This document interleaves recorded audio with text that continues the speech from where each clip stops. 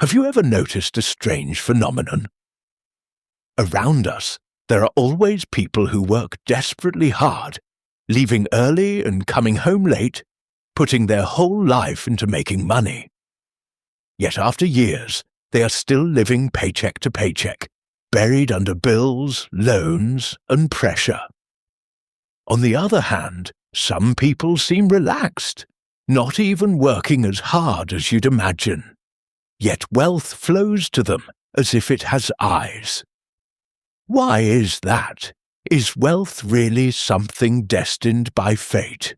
In modern society, many people work hard. What are they selling? They are selling their time. But time is limited. Each day only has 24 hours. Each week, 168 hours. That's fixed. No matter how much you overwork, your income will eventually hit a ceiling. A simple example. In the US, many people work 2 or even 3 jobs, running around tirelessly every day, yet they still can't afford rent or health insurance. Why? Because their income ceiling is blocked by the wall of time. Now look at another group of people. Take Mark Zuckerberg, for example. In his Harvard dorm room, he was coding, and almost overnight, Facebook became a global phenomenon. Wealth poured in like a snowball, rolling downhill. Or Jeff Bezos, the founder of Amazon. He caught the wave of the internet, went with the flow, and turned a small online bookstore into a global empire. This is the harsh reality.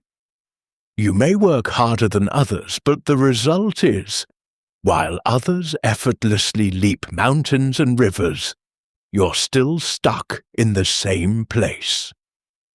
Why? In traditional Chinese metaphysics, there's a saying, water represents wealth. What does it mean? In metaphysics, wealth isn't just cold numbers, it's a flowing energy. Like water, it follows its own rules. With a dam, water can form lakes or rivers. Without restraint, it flows everywhere and may even destroy everything. Wealth is the same. If you can hold it, it nourishes your life. If not, it vanishes. This reminds us of American lottery winners. Many suddenly receive millions overnight, but a few years later, not only is the money gone, but their families are broken. Why? Because they lack the dam, the capacity and mindset to hold wealth. The same water can be a stream on a mountain, a river on a plain, or a lake in a lowland. Wealth is the same. In different people's lives, it takes completely different forms. For example, Warren Buffett. Even with just $100,000, he can grow it through investing. But give a person with no financial skills $1 million, and within years, it might all disappear. Without a container, water can't be stored. Wealth is the same. If one's mindset and capacity aren't big enough, even if wealth comes, it quickly slips away. That's why many NBA and NFL stars go bankrupt after retirement. Despite earning tens of millions annually, without financial planning or mindset, money flows away like water. But LeBron James is different. He invests, builds a team, and not only keeps his wealth, but expands it. Water must flow through channels to form rivers. Wealth is the same. Without the right methods and pathways, it won't stay in your life. Elon Musk is a prime example. For him, wealth isn't about waiting. It's about building channels, investing in electric cars, rockets, and AI. He doesn't just hold wealth, he keeps creating new rivers of wealth. In metaphysics, the flow of wealth can be broken down into 4 key factors: destiny, luck, character, and action. Destiny equals the size of the container. Destiny is like the pool you are born with. Some people are born as mighty rivers, while others are just small ponds. No matter how hard a small pond tries, it cannot hold the volume of a great river. Conversely, a vast river without a source will also dry up.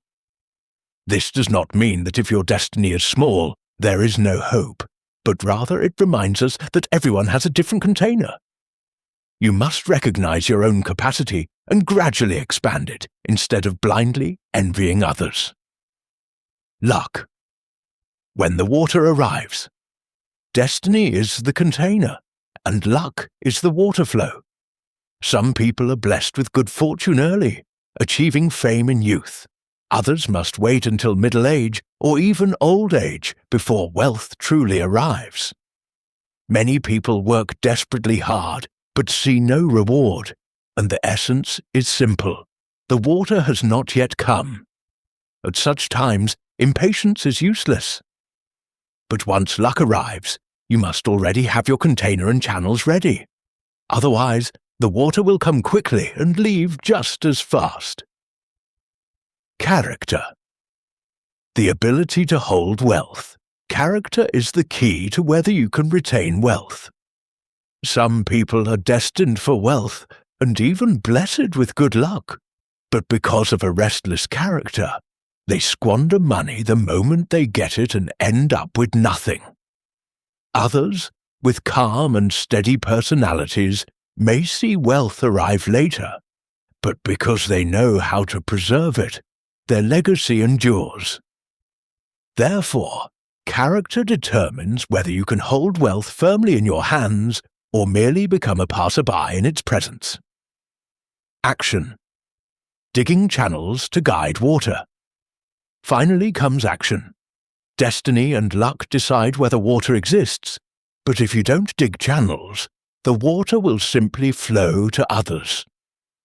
Action means actively choosing and creating, guiding the waters of wealth into your own fields. This is why, with the same destiny and luck, different actions can lead to completely different outcomes. Let's try a more vivid analogy. Fate is like the vehicle of your life. Some people are born driving a luxury car with powerful performance and full features, while others can only ride an old, broken bicycle.